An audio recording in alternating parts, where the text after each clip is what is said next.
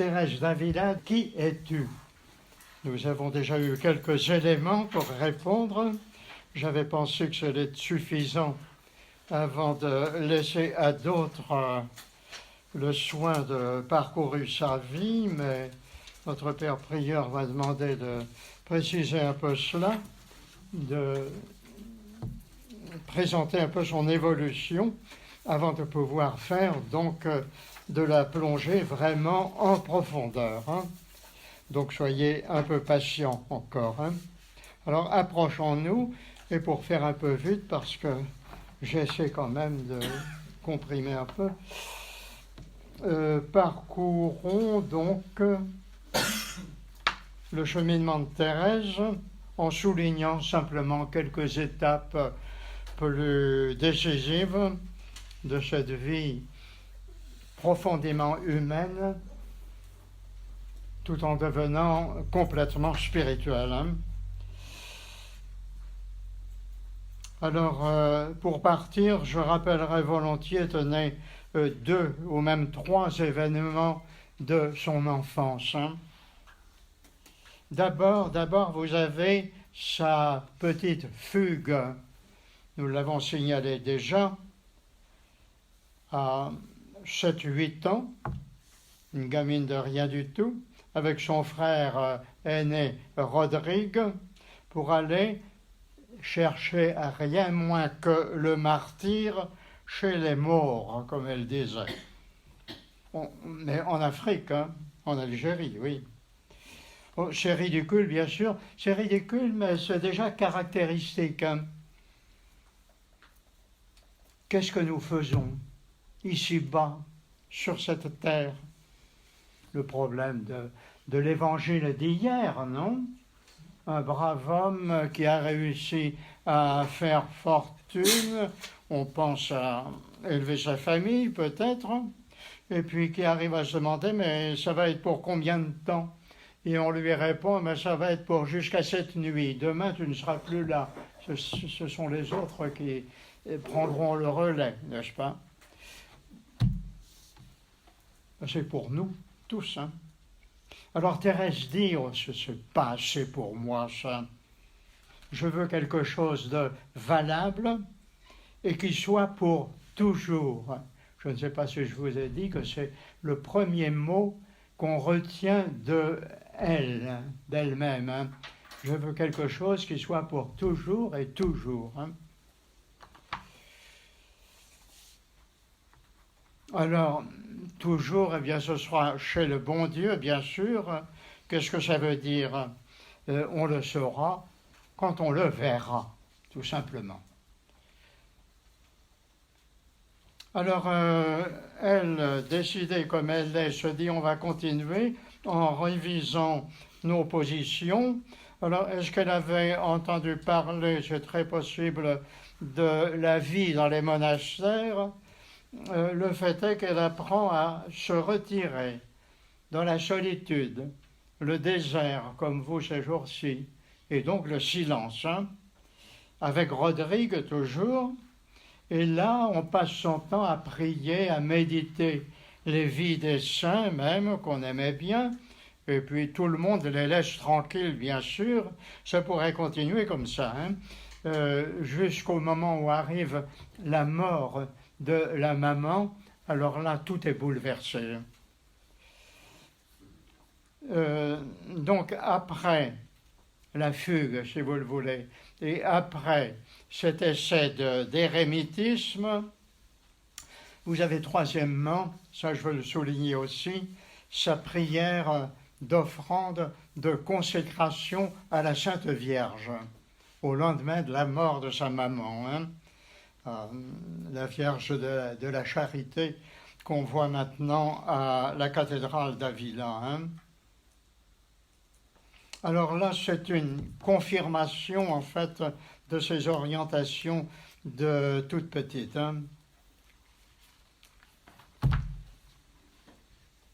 Je me rappelle, lorsque ma mère est morte, j'allais tout affligé devant une image de Notre-Dame et je la suppliais d'être ma mère, avec beaucoup de larmes.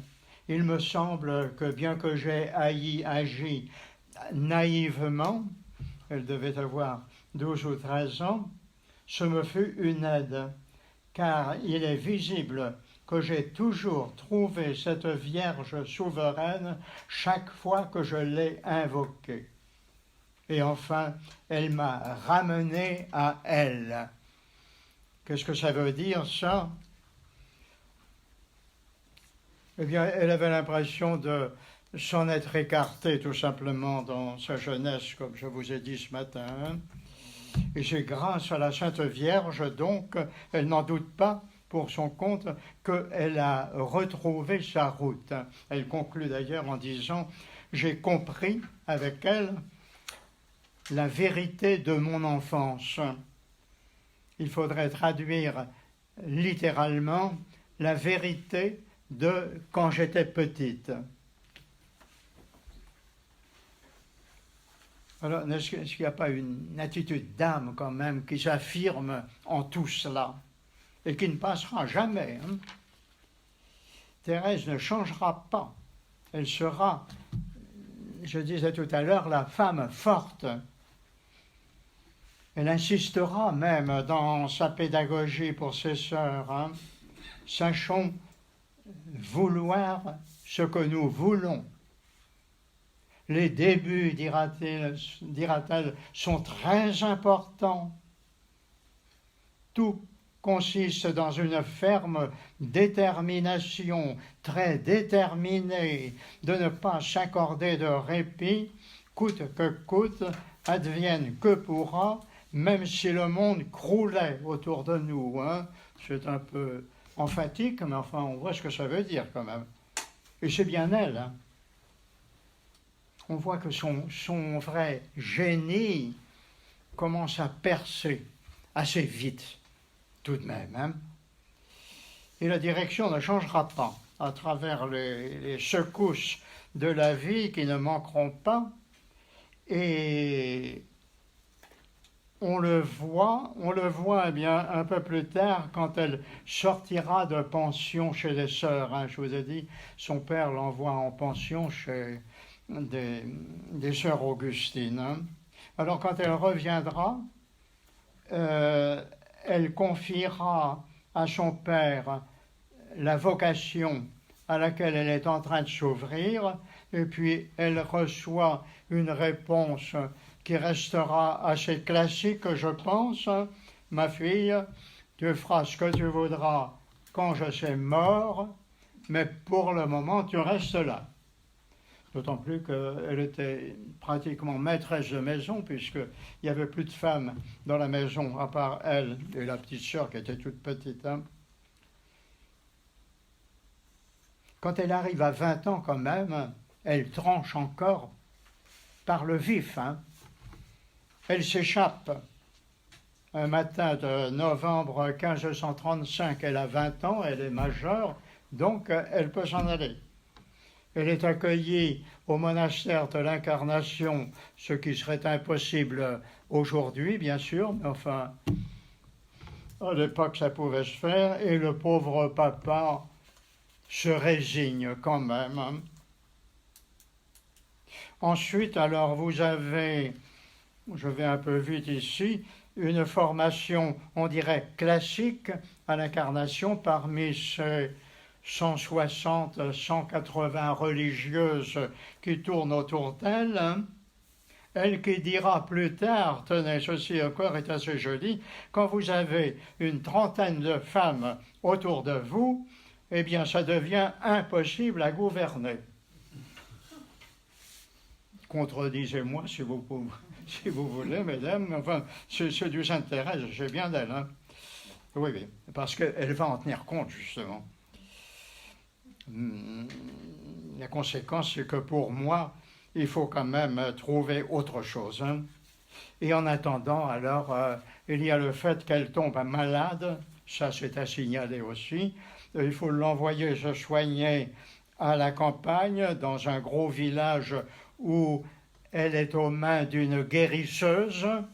Il y en avait pas mal à cette époque-là.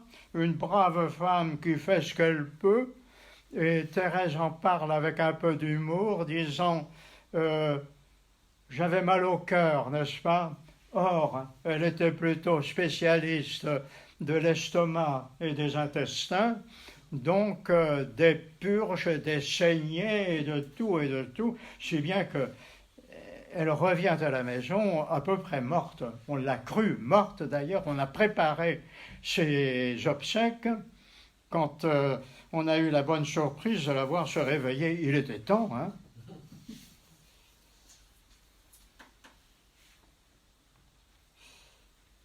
Oui, alors, ce qu'elle retient de cette aventure-là, et c'est pourquoi il est bon de la souligner, c'est sa rencontre avec le curé du village, un prêtre appliqué à son ministère, mais tout le monde le savait, qui menait une double vie, quoi. Donc, le problème n'est pas d'aujourd'hui, hein. Pensez-en ce que vous voulez, hein.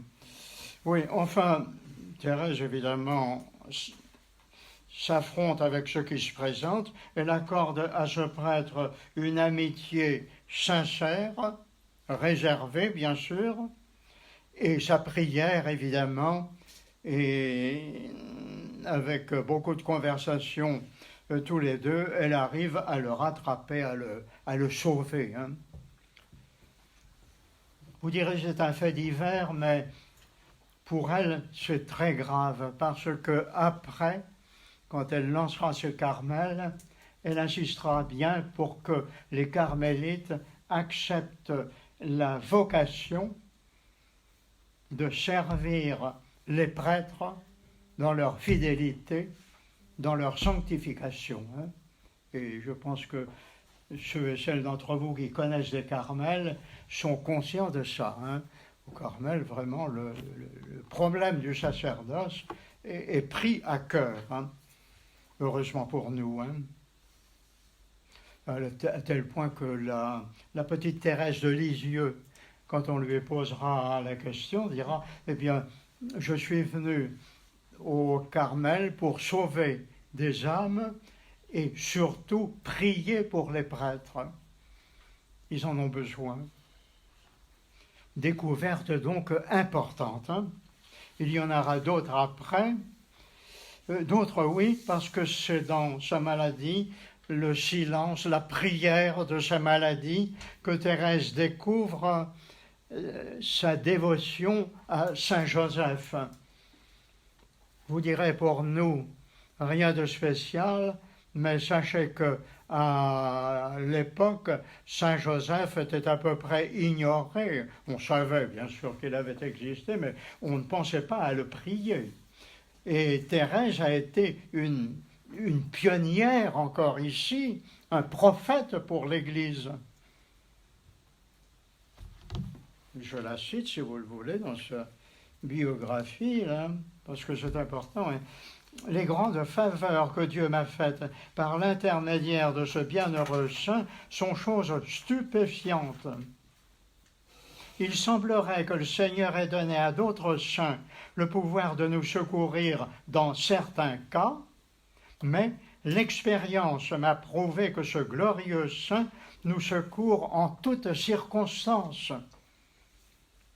Le Seigneur veut ainsi nous faire entendre que de même qu'il lui fut soumis sur la terre, il était son Père nourricier, il le fait encore au ciel, accordant tout ce qu'il lui demande. D'autres personnes à qui j'ai conseillé de se recommander à lui ont fait, elles aussi, la même expérience. Et alors, ce qui peut-être va nous concerner pour ces jours-ci, elle insiste en particulier sur les personnes d'oraison, ceux qui veulent prier. Ils devraient toujours s'attacher à lui, car je ne sais pas comment on peut penser à la Reine des Anges, au temps qu'elle vécut auprès de Jésus, sans remercier Saint Joseph de les avoir si efficacement aidés. Que ceux qui ne trouveraient pas de maître pour leur enseigner l'oraison prennent donc pour maître ce glorieux saint. C'est clair, non? Et alors ils ne s'égareront pas en chemin. Chose qui la préoccupe parce que Dieu sait si on lui a reproché de se tromper et de s'égarer à plusieurs reprises. Avec Saint Joseph, oui, on peut être tranquille, autant pour nous. Un autre point à ajouter ici, c'est l'importance qu'à cette époque-là, elle va donner à la lecture des bons livres dans sa maladie. Nous savons que toute jeune, elle avait appris à lire et à écrire, ce qui était plutôt rare à l'époque, hein. Surtout pour des femmes qui n'avaient pas besoin de ça. Donc, elles savaient cuisiner, ça nous suffisait. Hein. Bon. Ben non, le père d'ailleurs tenait à ce que ses enfants tous aient une certaine culture intellectuelle. Hein. Alors maintenant, Thérèse lit surtout des livres de spiritualité. Elle est conseillée d'ailleurs là-dessus par un oncle qu'elle a rencontré dans la campagne. Alors, elle a les grands auteurs de l'époque, hein, Louis de Grenade, François de Osuna, bientôt Saint-Augustin, de livres qu'elle conseillera à ses moniales ensuite d'ailleurs, et qui la prépare après une sorte de relâchement encore. Elle a passé par des hauts et des bas. Hein. Alors ici, vous avez un relâchement sous prétexte des difficultés de santé, puisqu'elle met beaucoup de temps à se rétablir. Elle ne se rétablit jamais complètement d'ailleurs. Hein. Alors, elle se laisse un peu aller. Et puis, alors elle fait ce qu'elle considère comme un véritable retour au Seigneur, une véritable conversion intérieure à la vue d'un Christ de la Passion, un Christ flagellé. C'est en 1554. Elle en est bouleversée.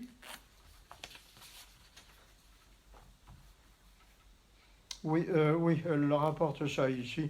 Rien de spécial sur le texte, mais enfin, elle tire la conclusion, après avoir vu le Seigneur comme ça, et le Seigneur, avec la conviction qu'il la regardait, lui, elle se dit, il faut absolument que ça change. Hein. Et elle le lui demande d'ailleurs, lui disant carrément, je ne me relève pas d'ici, elle était en prière, avant d'avoir reçu la grâce d'une conversion à ma vocation. Et elle sent vite qu'elle est exaucée. Et toujours la même, alors elle se lance à fond et pour toujours. On est en 1554 exactement, donc elle a à peu près 39 ans. Hein. Plutôt que 30 ans, comme je disais ce matin, la date est discutée, mais enfin, ça ce sont des détails. En tout cas, là, à partir de cette grâce, sa vie intérieure bascule littéralement. C'est là qu'elle se permet de dire, jusqu'ici j'ai vécu ma vie, comme je voulais, maintenant c'est la vie du Seigneur en moi.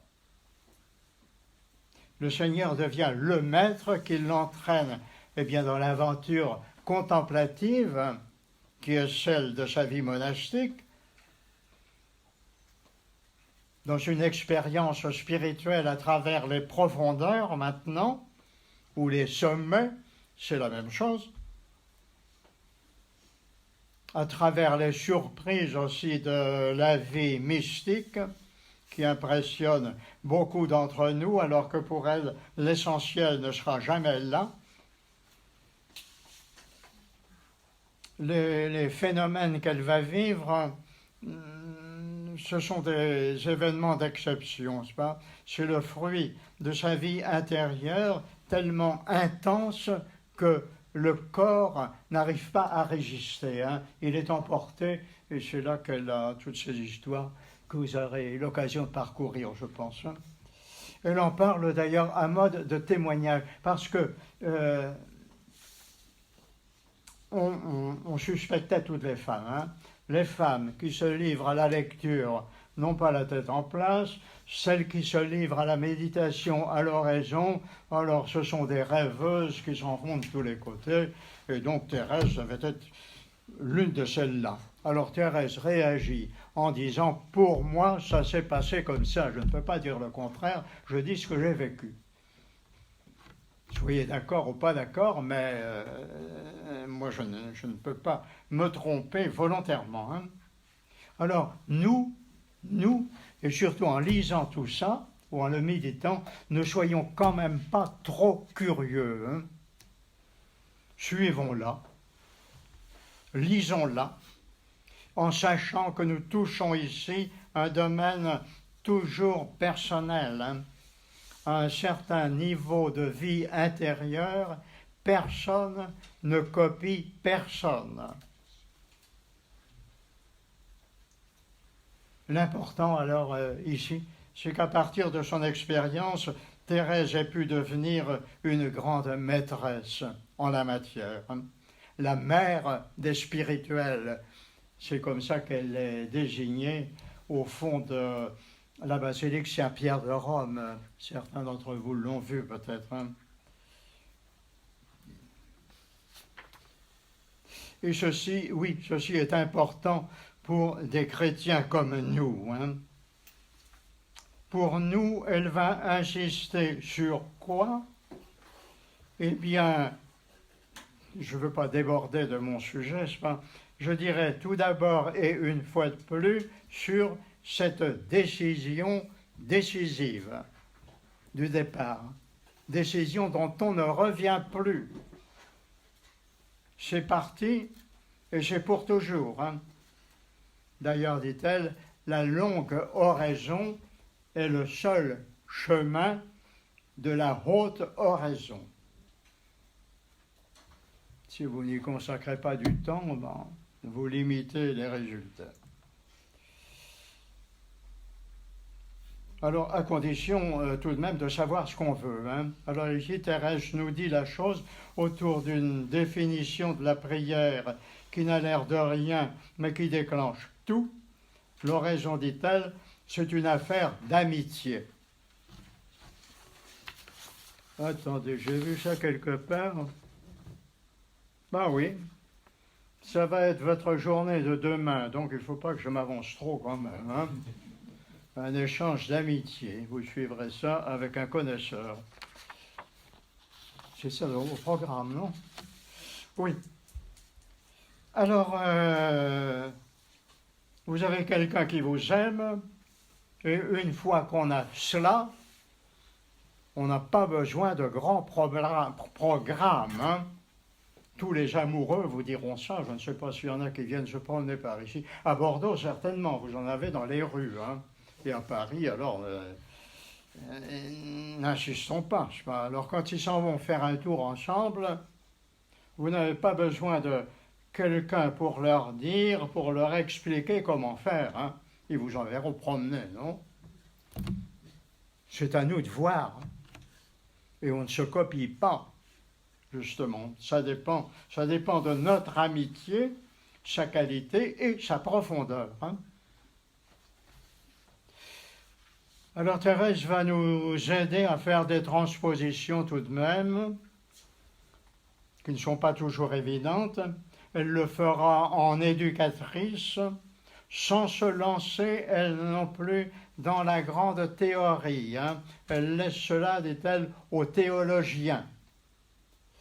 Alors chez elle, son enseignement sera généralement direct, comme une causerie en famille, ça l'a été d'ailleurs, et c'est plutôt pratique, descriptif, je dirais, plutôt que spéculatif, hein, comme le Seigneur dans l'Évangile d'ailleurs. Les disciples lui demandent « Apprends-nous donc à prier ». Bon, il ne s'assied pas pour dire « Nous avons 3 quarts d'heure pour en parler ». Non, il leur parle du Notre Père et puis suivez-moi, venez et voyez. Quant à l'amitié profonde à former avec le Seigneur, alors qui sera habituellement le Christ, Jésus, eh bien vous voyez ce que font deux personnes qui s'aiment, elles se fixent des rendez-vous, à cela, évidemment, on n'a pas envie de les manquer. Alors là, autant pour nous, le temps du rendez-vous que vous offrez, si vous, ou que vous acceptez, c'est ça qu'il faut dire, pour chaque jour, il ne faut pas jouer avec. Comme dira la petite Thérèse de Lisieux, ce temps-là, il ne faut pas le voler. Et si vous n'êtes pas fidèle à ça, ça risque de conditionner pas mal de choses. Alors là, vous pourrez entrer en conversation, à chacun de voir, si vous avez des prières qui vous plaisent, des formules connues, prenez-les. Et la voilà qui se lance, d'ailleurs elle-même, à la fin de son chemin de perfection, dans un commentaire de la prière du Notre Père, qui est visiblement un des plus beaux qu'on puisse trouver. Ça, il n'y a aucun doute. D'ailleurs, c'est la lecture que vous le dira. Alors, ça peut être aussi le chapelet, bien sûr, avec la Sainte Vierge, les méditations d'un saint, les textes de la Bible, évidemment. Écoutez-les et exprimez-vous, répondez simplement, spontanément. Il faut prier comme on peut et ne pas vouloir prier comme on ne peut pas. Grande consigne d'un moine célèbre du XXe siècle, c'était un Anglais, il s'appelait Don Chapman, mais un homme qui s'y connaissait. Il avait vu ce qu'on trouve malheureusement un peu partout, n'est-ce pas? On veut voler trop haut, et on dégringole peut-être un peu trop bas quelquefois. Alors, priez comme on peut. C'est ça que le Seigneur attend, d'autant plus que la prière est une grâce. Alors, vous pouvez tirer dessus tant que vous voulez, et si ça ne vous est pas donné, non. L'invitation à la prière d'abord, et la manière de prier, c'est une grâce qui nous est accordée. D'ailleurs, à certains moments, vous parlerez moins, comme les vrais amoureux, qui arrivent à un moment donné au besoin de se taire.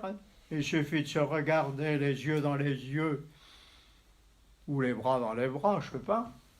On est ensemble. Et c'est de l'amitié, c'est de l'amour. Oui, le cœur sent des choses qui ne peuvent pas se dire. Ça peut nous arriver avec le Seigneur. Vous ferez silence, eh bien, acceptez la grâce du silence. D'autant plus qu'il faut s'attendre aussi à des moments où on s'entendra moins bien. Il y a des gens qui sont mariés parmi vous, je pense, non? Alors, il n'y a pas besoin de leur expliquer non plus. C'est pas le paradis tous les jours, ou alors, attention, Non, non, et si on s'affronte, ça peut être au service de l'amour, en fait. Enfin, n'insistons pas quand même sur les scènes de ménage. Faut pas que je dise des bêtises, mais enfin, le journal ou les journaux de la semaine dernière insistaient encore sur les mauvais traitements qu'il peut y avoir dans les familles. Alors, il ne s'agit pas de ça du tout, non. Mais enfin, il y a des moments où ça devient plus difficile, et non seulement l'amour n'est pas en cause, mais au prix de cette lutte-là, lutte sur soi-même et affrontement avec l'autre, eh bien l'amour se forme, s'approfondit, se consolide. Faites la transposition dans la Bible, tenez. Vous connaissez les prières de Job qui attaque le Seigneur en lui disant « T'as pas le droit de me faire ça ». Ou Jonas avec beaucoup d'humour, lui, quand il se fâche avec le bon Dieu. continuez quand même. C'est le moment d'affirmer « Je ne te lâcherai pas avant que tu ne m'aies béni ». Bref, il y a des manières, on pourrait continuer, il y a des étapes bien sûr à consentir pour grandir. Et Thérèse voudrait nous y, je dirais quand même nous y guider dans une certaine mesure, sans s'imposer. Voilà en tout cas vers où s'engage sa leçon de prière. Vous en verrez les détails demain et après-demain, donc je n'anticipe pas davantage. Et pour continuer dans notre optique, alors, arrivons au fruit de tout cela. Parce que si le Seigneur nous offre sa compagnie, son amitié, eh bien ce n'est pas pour rien du tout. C'est pour faire quelque chose avec nous, nous associer à son œuvre. Alors, des œuvres et des œuvres, dira Thérèse. Et voici ce qui va marquer, ce qui va remplir en fait la dernière partie de sa vie, les 20 dernières années de sa vie. Elle l'annonce au livre des Demeures, tenez. Oui, il ne me serait guère utile de vivre très recueilli dans ma solitude, d'agir avec notre Seigneur, de proposer, de promettre, de réaliser des merveilles à son service, et si, aussitôt sorti de là, à la moindre occasion, je fais le contraire, bien sûr. Ô mes sœurs, dit-elle, quel oubli de son repos, quel mépris de son honneur, quel éloignement de toute recherche d'estime chez l'âme qu'habite si particulièrement le Seigneur. Eh bien, tel est le but de l'oraison, mes filles. Voilà à quoi sert ce mariage spirituel qui est au sommet. Donner toujours naissance à des œuvres et des œuvres. C'est au 7e de... J'aurais dû peut-être indiquer un peu mes références dans les textes. Enfin, vous connaissez ça, vous le trouverez. C'est au 7e demeure,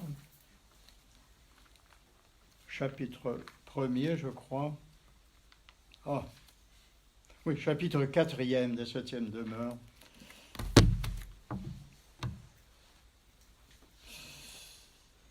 Oui, eh bien, pour Thérèse, les œuvres ne vont pas manquer. Comme pour aucun des mystiques, d'ailleurs. La vie contemplative ne peut pas être une évasion dans les nuages, sans quoi elle risque de sonner faux. Alors, signalons comme œuvre d'abord les fondations de monastères que Thérèse entreprend, non pas pour contredire, attention, ce qu'elle a trouvé au milieu de ses 180 compagnes ou à peu près à l'incarnation d'Avila. Non, ce qu'elle a voulu, c'est faire l'expérience, disons, d'autre chose. Dans une vie simple, plus familiale, parce qu'avec 180, évidemment, ça faisait quand même un peu caserne. Alors quelque chose de familial, de discret aussi, avec un petit groupe. Elle va d'ailleurs évoluer.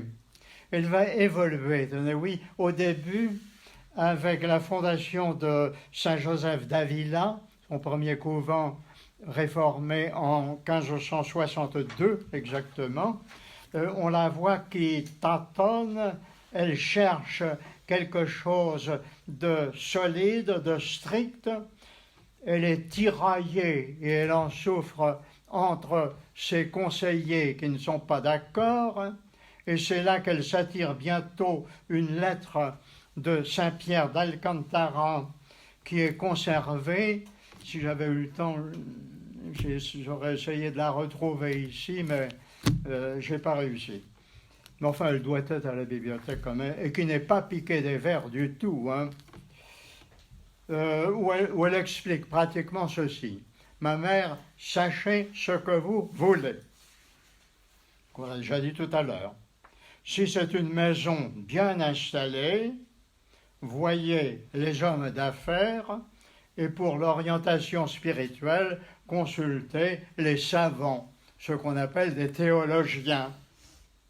Seulement, par contre, si vous voulez suivre le Christ dans son détachement et sa pauvreté, eh bien, recourez à ceux qui en vivent et pas aux autres.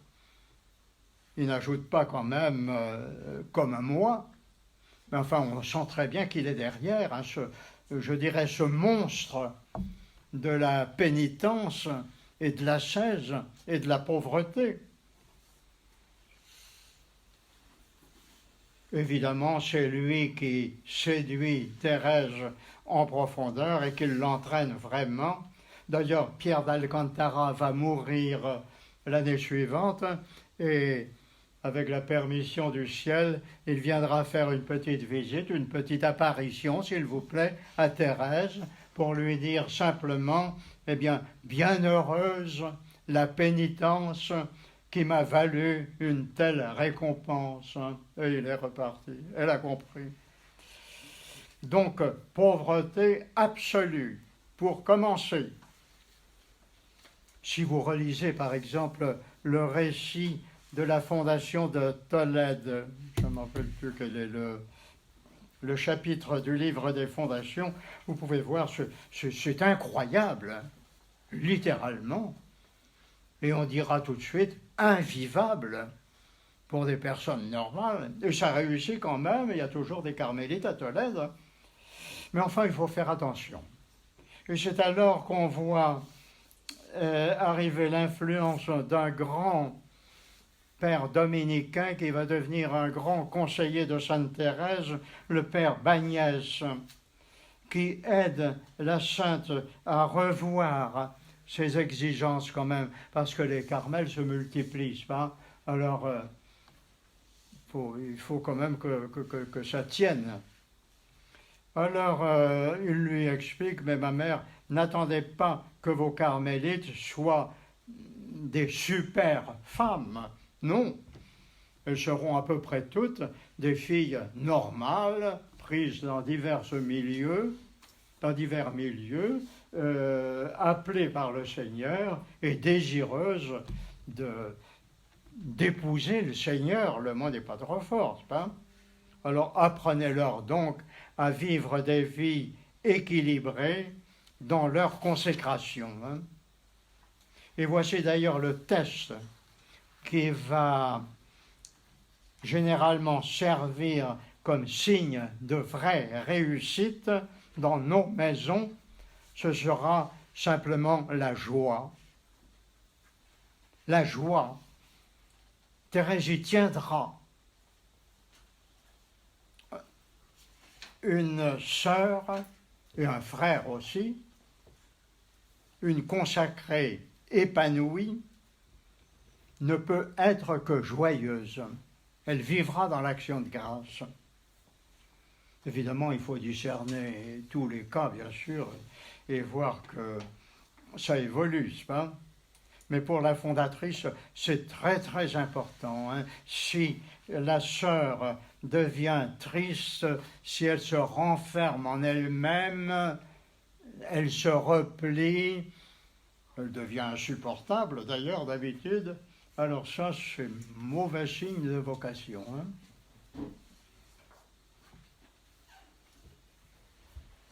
Oui, et alors elle insistera dans toutes ces maisons là-dessus, elle dirigera, enfin, elle animera elle-même d'ailleurs les fêtes et les récréations de la communauté, parce qu'elle y tiendra beaucoup. Hein. Enfin, les fondations de Carmel se multiplient à travers l'Espagne, si bien qu'à la mort de Sainte Thérèse, vous en avez 17 qui sont en marche en 1582. Il faut le faire, n'est-ce pas? Et elle gardait encore, paraît-il, 14 adresses dans son agenda pour d'éventuelles fondations futures. Hein.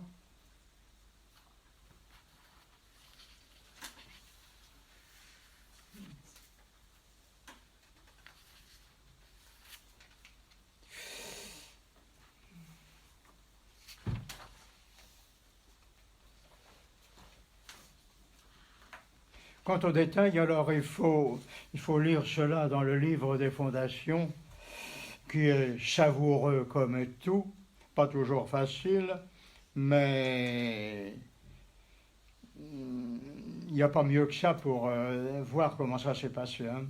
Alors, vous avez, je n'insiste pas davantage sur les fondations, je ne sais pas si vous en parlerez un peu, peut-être pas beaucoup, ce n'est pas votre problème, mais enfin, il faut prendre le livre.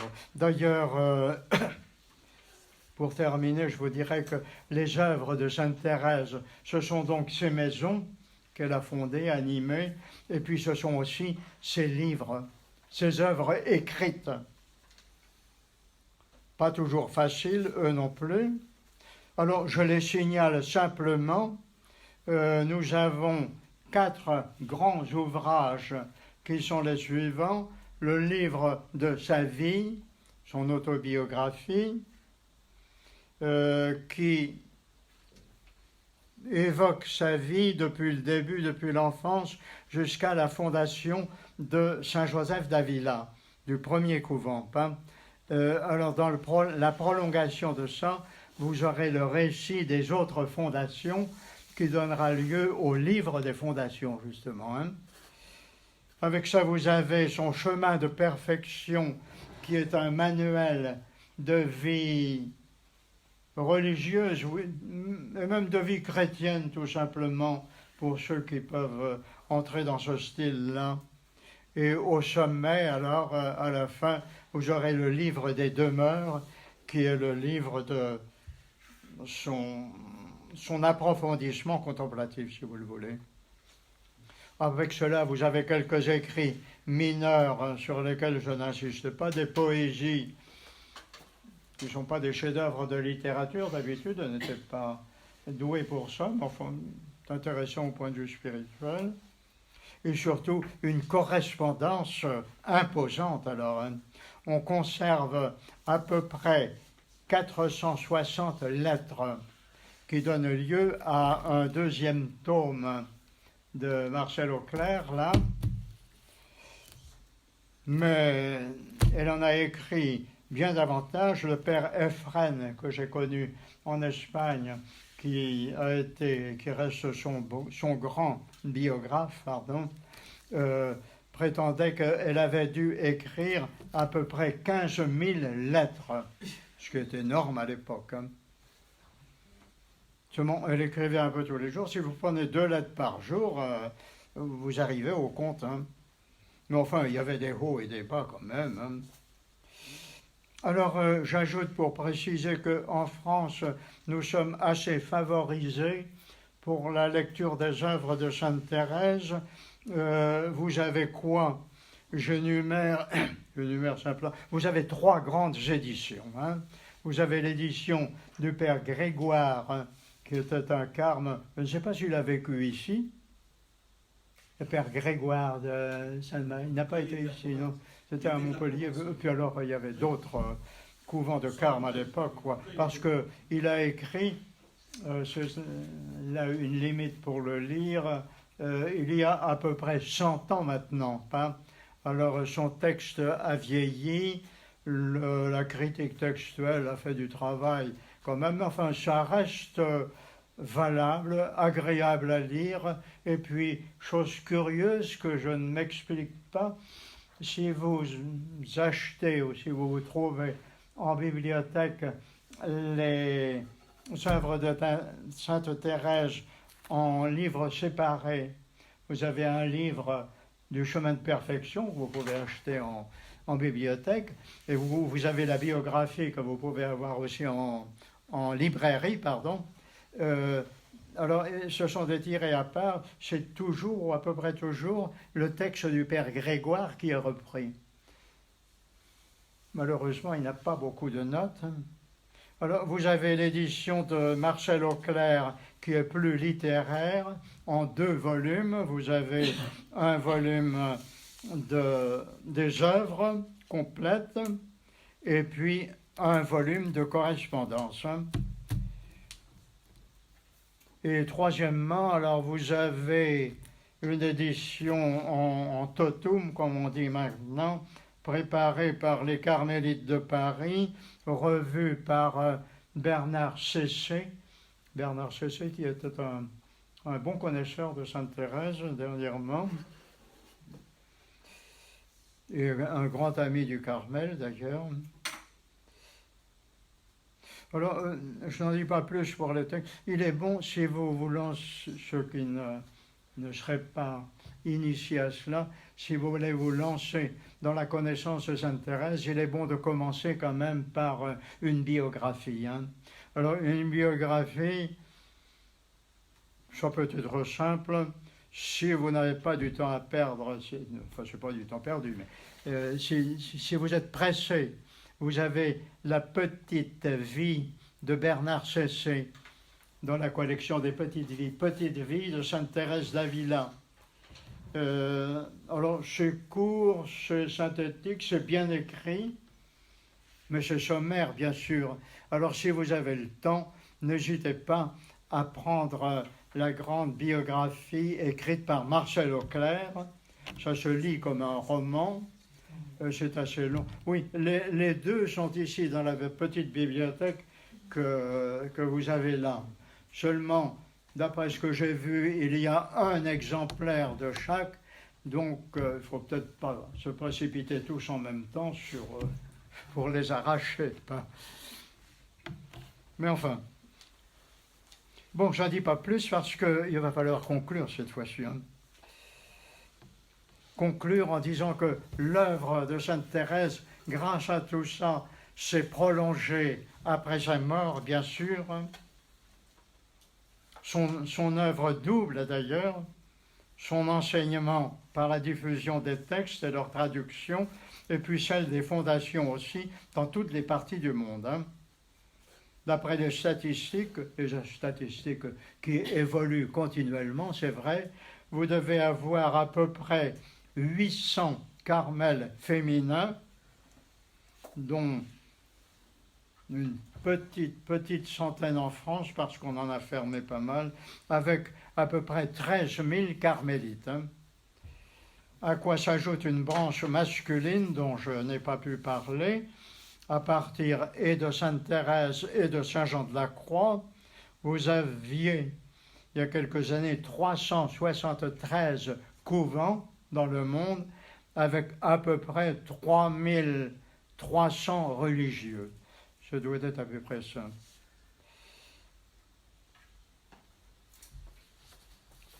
Bien, alors, conclusion. Vous arrivez tous ici, je pense, pour trouver une leçon de vie intérieure, n'est-ce pas? Prendre un bain de vie spirituelle dans une bonne ambiance et dans la foulée de cette Sainte Thérèse. C'est souhaitable. D'autant plus que vous n'êtes pas les premiers à vivre de ce désir-là.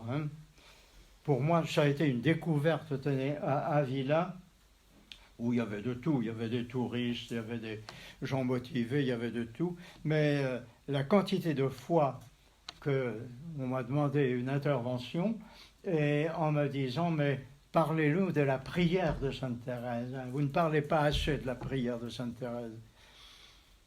J'en sortais en me battant la poitrine et me disant, tu es trop timide pour en parler, à moins que tu ne sois tout simplement trop ignorant. Ce qui est possible aussi.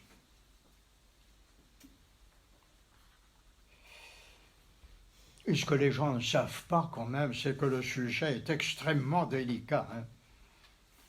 Certains d'entre vous connaîtront sans doute la page un peu agressive de Bernanos dans son curé de campagne, quand il dit ceci: nous nous faisons généralement de la prière une idée si absurde. Comment ceux qui ne la connaissent guère, peu ou pas du tout, osent-ils en parler avec tant de légèreté? Vous avez un trappiste, un chartreux, qui travaillera des années pour devenir un homme de prière. Pourquoi n'a-t-il pas dit un carme aussi? Enfin, c'était son affaire. Oui, et vous avez le premier étourdi venu qui prétend juger de l'effort de toute une vie. Si la prière était réellement ce qu'il pense, serait-il croyable que des milliers d'êtres y trouvent une dure, une forte, une plénière joie? C'est quand même bien tapé, non? En tout cas, méfions-nous du bavardage, hein? Spécialement à notre époque où le renouveau de la prière est indéniable, mais il y a des expériences qui sonnent très justes, hein? Mais vous en avez d'autres qui sont quand même un peu douteuses. Eh bien cela, Sainte Thérèse le savait déjà pour son époque, hein? Et elle y veillait pour ses filles. Aussi est-ce justement ce que Paul VI a tenu à souligner. Tenez, j'ai trouvé ceci dans son homélie pour la proclamation du doctorat en 70. Les secrets, disait-il, dont nous parle la doctrine de Sainte Thérèse, ce sont les secrets de l'oraison. Tel est son enseignement.